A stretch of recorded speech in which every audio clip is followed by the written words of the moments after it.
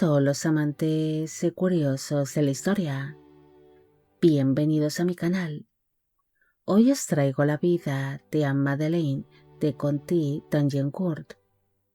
Ella fue considerada en su tiempo como una de las bellezas más deslumbrantes de la corte francesa, una mujer que se convirtió en el capricho amoroso de Luis XIV, viviendo con el monarca un amor intenso, apasionado y breve, que se vería afectado por las intrigas palaciegas y por los intereses de la corona francesa.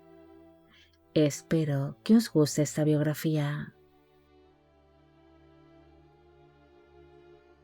Anne-Madeleine de Conti-Dangeancourt nació en el año 1637 en la ciudad de Montpellier, en Francia. Fue hija de Pierre de Conti-Dangeancourt y de la esposa de este, Madeleine de Chaumont de Berticher. El matrimonio tuvo 4 hijas en común, siendo Anne-Madeleine la primera de sus vástagos. La niña nació dentro de una familia que pertenecía a la baja nobleza. Su padre era señor Dangeancourt, además de que sería un destacado militar que estaba al servicio de la corona francesa.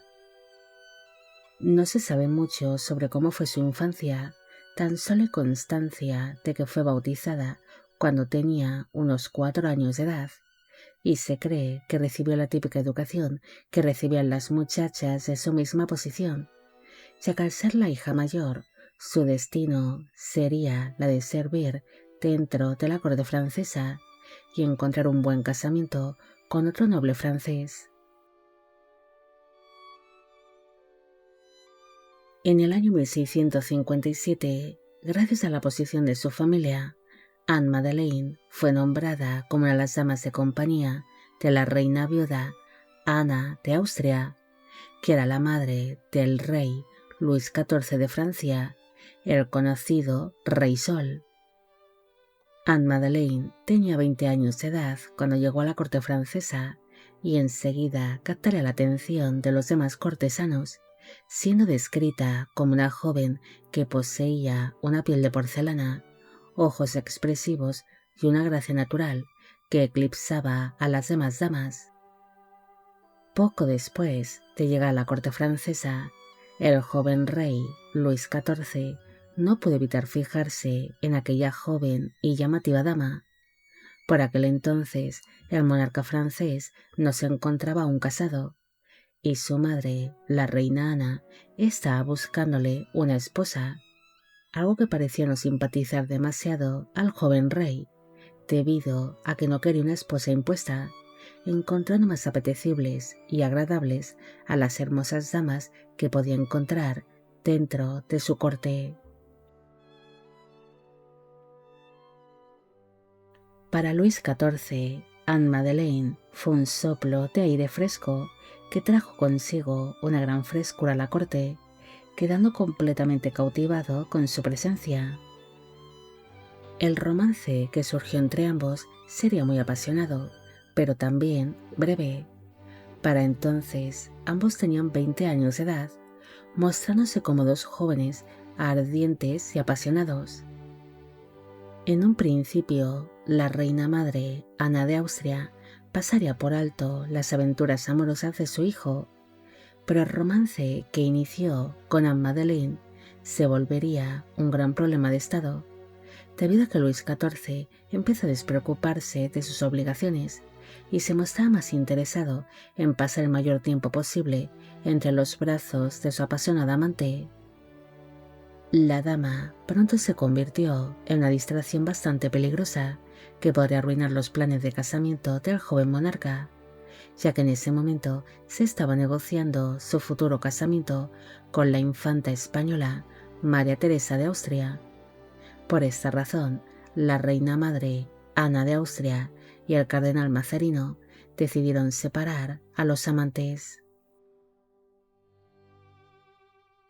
Mazarino, que era un gran maestro del espionaje, empezó a investigar el pasado de la joven y no tardó mucho en descubrir algo que podría utilizar en su contra, descubriendo que Anne-Madeleine no era la doncella inocente que el rey creía.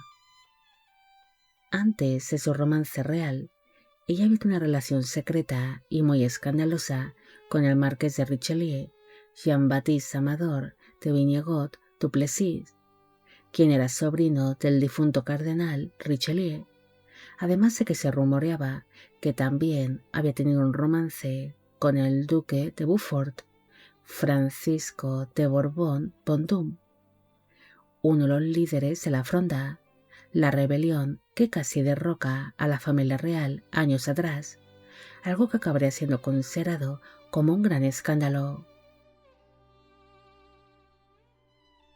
Mazarino no perdió el tiempo y le entregó al joven rey Luis XIV las pruebas del escandaloso pasado amoroso de su amada.